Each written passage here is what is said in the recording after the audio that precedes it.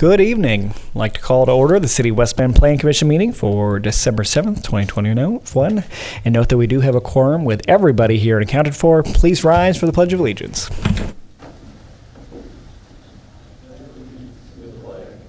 United States of America, and to the republic for which it stands, one nation, under God, indivisible, with liberty and justice for all.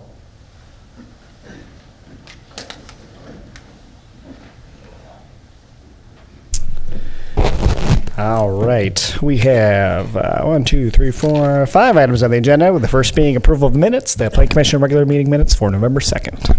Motion to approve. Second. Thank you, Model and Schmidt. Any questions or corrections on that? Seeing none, all those in favor, signify by saying aye. Aye. Any opposed? Thank you. Move on to development proposals and certified survey maps. Number 1, CSM-21-015, one lot certified survey map to combine 3 existing lots located at 1709 Barton Avenue by Christopher and Karen Callan. The applicants are those, and the agent is Homeland Surveying LLC. We'll start off with a presentation by our business and development planner, Jim Reinke. Take it away. Good afternoon or evening. This one lot certified survey map is located at the southeast corner of Barton Avenue and Roosevelt Drive. The purpose is to combine 3 existing parcels into one to help facilitate the future construction of a garage on the property. The property is Zone B2 and complies with the zoning requirements. Access to the lot will remain the same from Roosevelt Drive, and adequate right-of-way exists for both Barton Avenue and Roosevelt. The certified survey map has been revised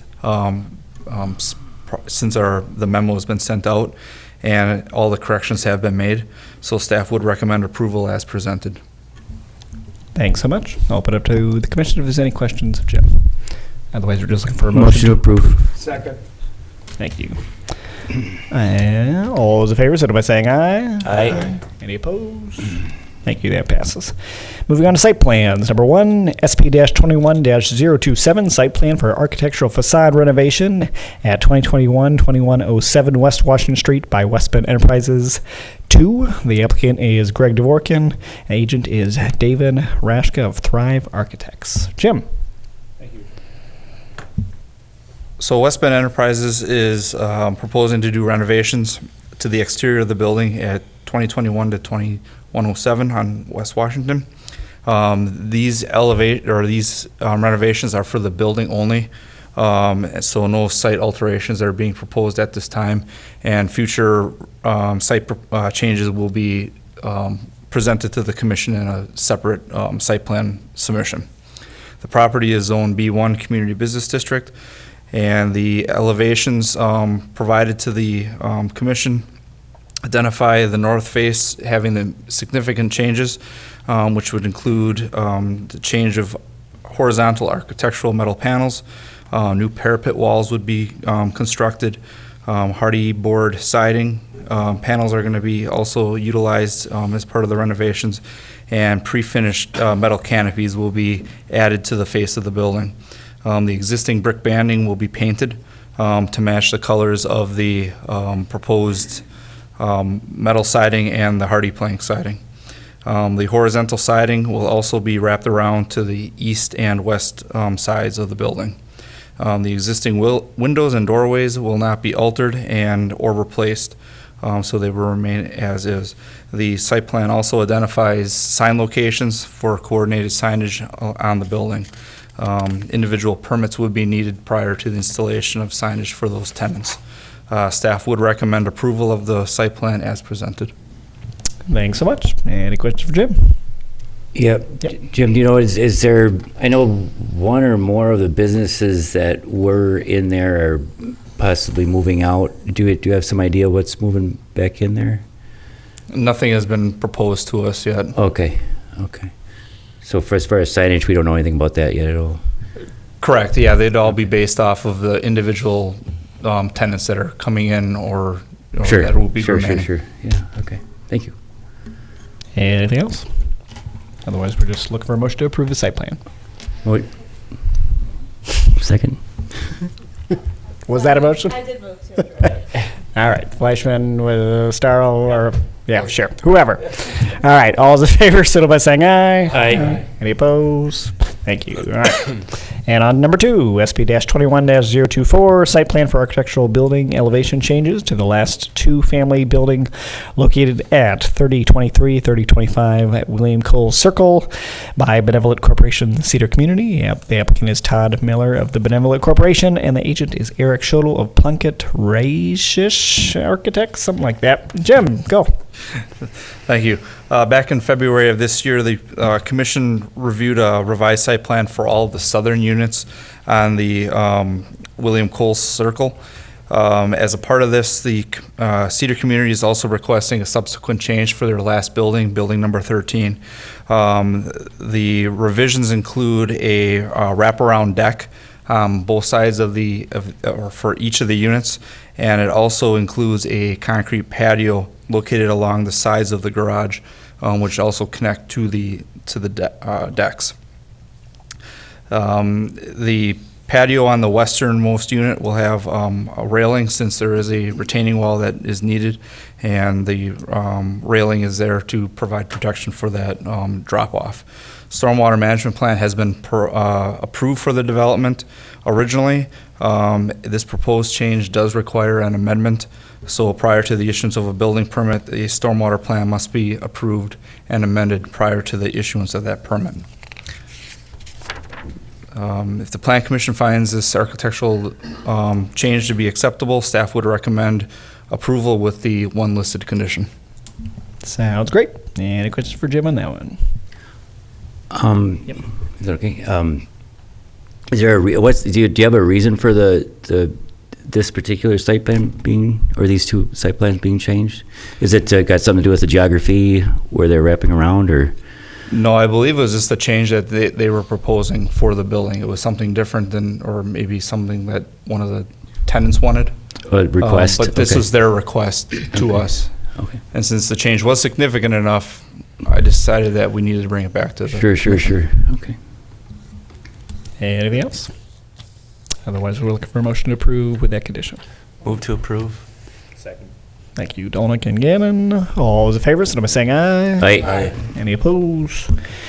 Thank you. And last but not least, we're on concept plans. Number 1, CP-20-002, concept plan discussion for approximately 15.1 acres parcel of land located at 285 Sand Drive for multi-family and senior housing development by West Bend Senior Partners, LLC.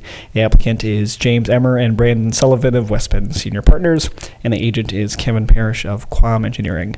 This should look familiar to us. We did see it not too long ago, and this is being brought back to us, and Jim can give us that update. Sure. So back in October of 2020, the commission reviewed a concept plan for the land use change, as a part of the land use and zoning change. The property has since been zoned I-1 institutional and public service, along with the RM4 multifamily residential. And that was done back in December of 2020. The site plan has been revised, and they're proposing to construct 100 market rate dwelling units for the multifamily. This is comprised of 2 30-unit buildings and 10 4-unit buildings. So that was the change that we had from the original, where we had 6 8-unit buildings. So the smaller buildings went from 8 units to 4 units, with a reduction of 8 units in total. The second part of the development is a senior living development, and that'll consist of a large building along with 4 smaller buildings. The large building will consist of 66 assisted living units and 29 memory care units, and there are also 4 4-unit buildings for independent living. The proposal also has a clubhouse within that development. Sidewalk connections are being provided for the development and would also connect to the existing path to the south. In the previous review, staff had a few concerns pertaining to the layout and the proximity of the 30-unit buildings with the single family, along with some internal access connections for traffic. And then also, since the development was dependent on each other, the development itself will need a planned unit development overlay district as a part of the approvals for the future site plans. The concept plan has been revised to address some of the concerns pertaining to the access connections and then also the need for the plan unit development overlay. The revised concept still has the 30-unit buildings along that eastern edge, which is still a staff concern with the separation. But the developer has provided some cross sections for the Plan Commission to review to demonstrate the view sheds of the buildings to the relationship to the single family. Overall, the building is a little over 37 feet. The lower third, 16 feet or so, will be screened by the existing berm and the grade, leaving the upper 20 feet of the building to be exposed above the grade of the berm. And again, staff does have some concerns pertaining to that view shed with the neighbors. There is a possibility of moving it westward to help lessen that screening height and necessary and provide some separation between the multifamily building and the residential units. As a part of the development, a stormwater management plan will be required for that, and then a traffic impact analysis may be needed depending on the traffic generation during the peak traffic hours. So the developer is seeking endorsement of the concept plan from the commission prior to moving forward with full design plans for the site plan and the PUD. Sounds great. And just for the public to be aware, this is not the step where we're having any sort of public comment or public hearing. That would be next, assuming that this moves forward as well. So this is just feedback time for the commission. So I'll open up to the commission for any feedback.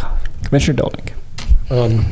As the commission probably recalls, this is my district. It's also my neighborhood down the street from me. And I'll just reiterate that this issue of the buildings close to the berm has been a subject of discussion at the neighborhood meeting. It was at the Plan Commission already in October of last year.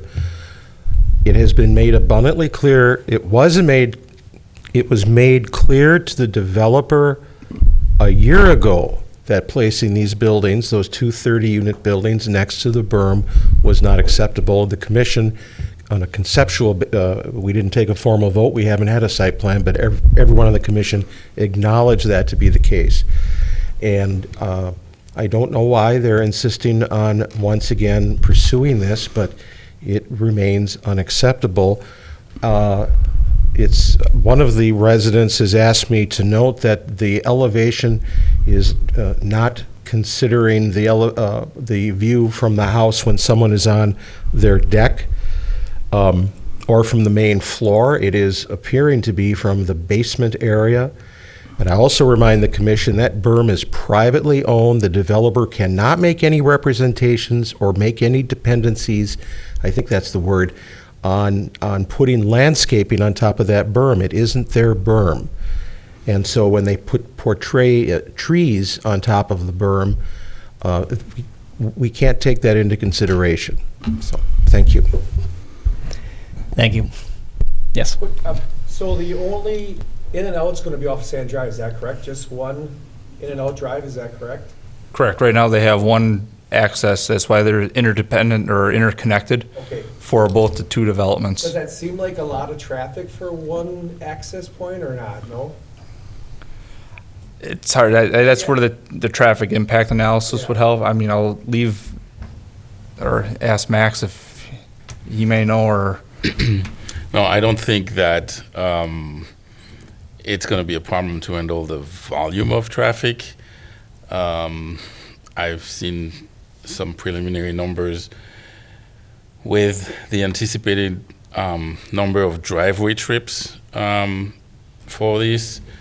And at this time, we know that we're going to have a traffic impact analysis. I just have to make a determination whether it's going to be an abbreviated one or a full one. So I'll respond to the consultant on that. But I don't think we would have an issue having only one access to this development if it's not an issue for emergency vehicles. Is the developer here? Can I ask? Yep. Sure, Jim. I was going to have a question, but if you have a comment, I'll let you go first. Sure. Good evening.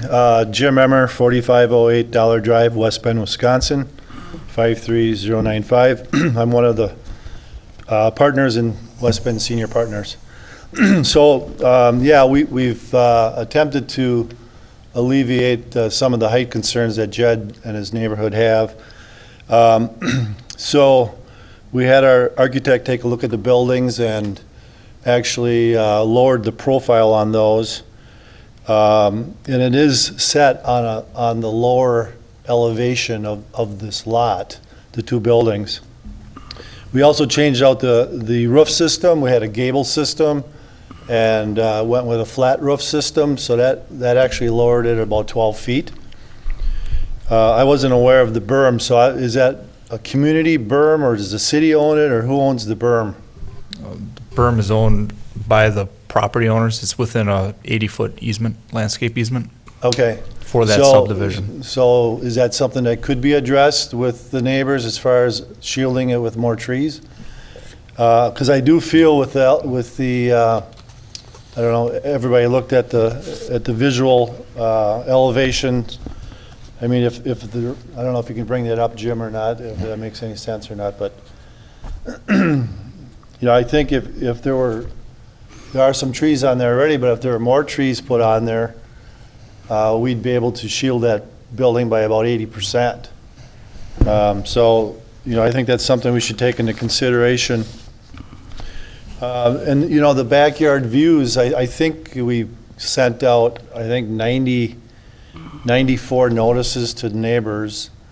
And if, 7 or 8 homes are affected by the view right from their back, we want to definitely work with the neighbors on it, but I'm not sure if moving the buildings is conducive to the project, because when you come in, if we want to have a shared entry, if the buildings get pushed over to the west, we'd have to come in and do a 90-degree turn, and then another 90, go alongside the berm, and then another 90, and then another 90 in. So I don't think that the flow of traffic would be that great with that. I think the other thing to keep in mind is, the prior owner, as we know, was industrial there, with, commercial trucks coming and going and conveyors and dust. And we actually looked at the old garages that were there were 46 feet high. Now our building's 37 feet high. And then they had a conveyor on there that was 70 feet in the air. So all those neighbors moved there when that was in operation. So actually, we're making the area much better when you think of it that way. So we definitely want to work with the city and the neighbors, but moving the buildings, I don't really think that's an option to make the plan really flow. Thanks, Jim. Any questions? Yeah.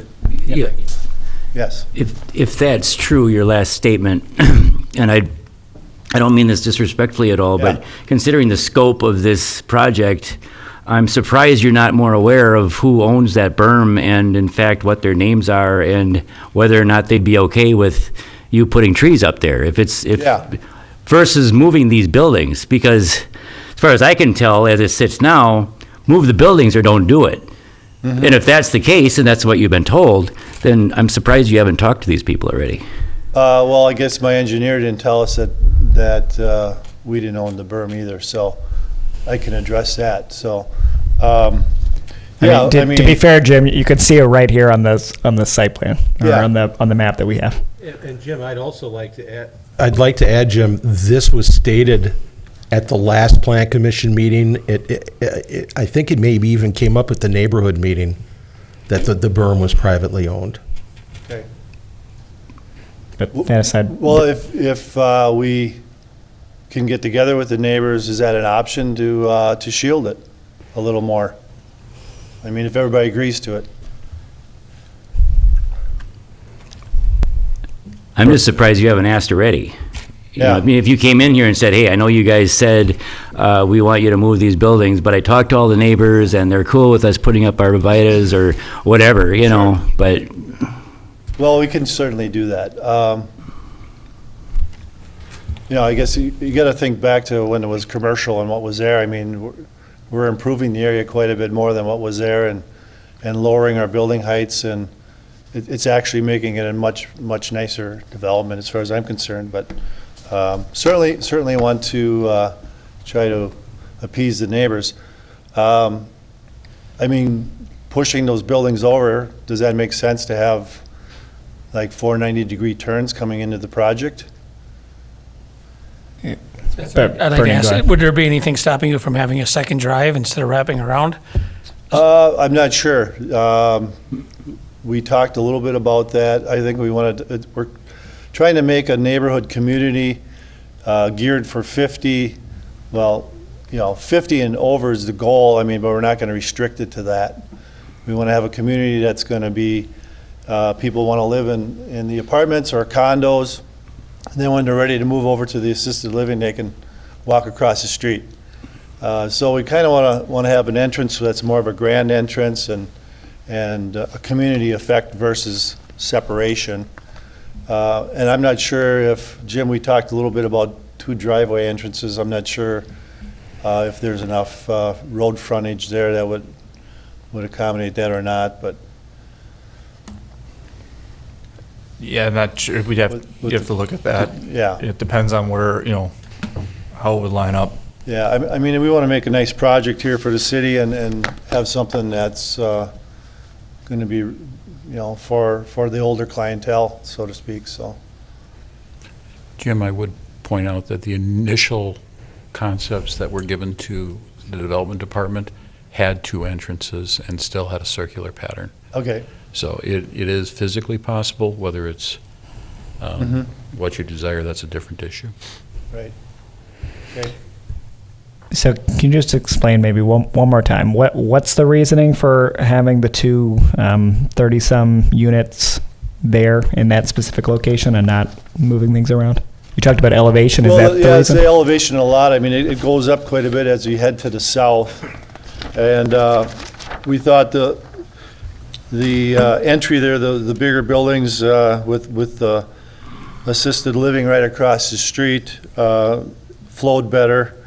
And then, we wanted to have either market rate apartments in the back for older clientele, or maybe 50-50, some would be sold off as condos. We haven't really decided that yet, because we got, as we know, there's about 300 units coming into West Bend on a couple other projects.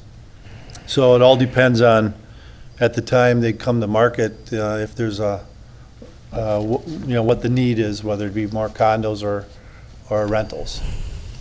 Okay.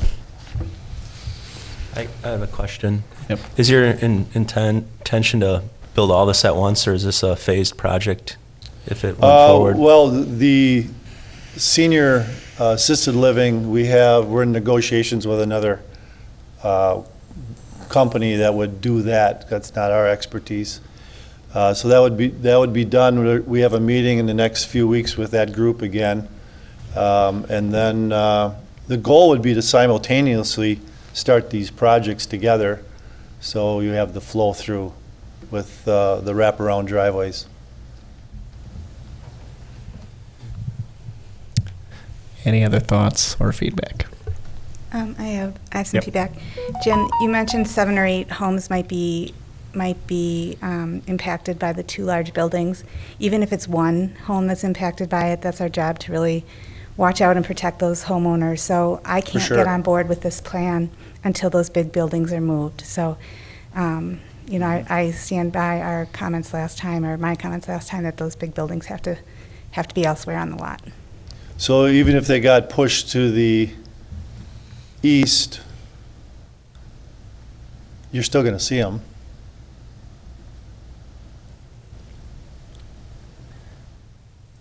I believe the last Plan Commission meeting, we discussed putting them on the the northwest corner. Over Yeah. near the path. near the trail. Right. Yeah, it's just the elevation there is so much higher, so we'd have to dig.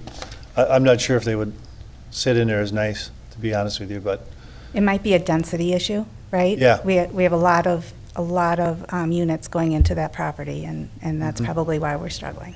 sure.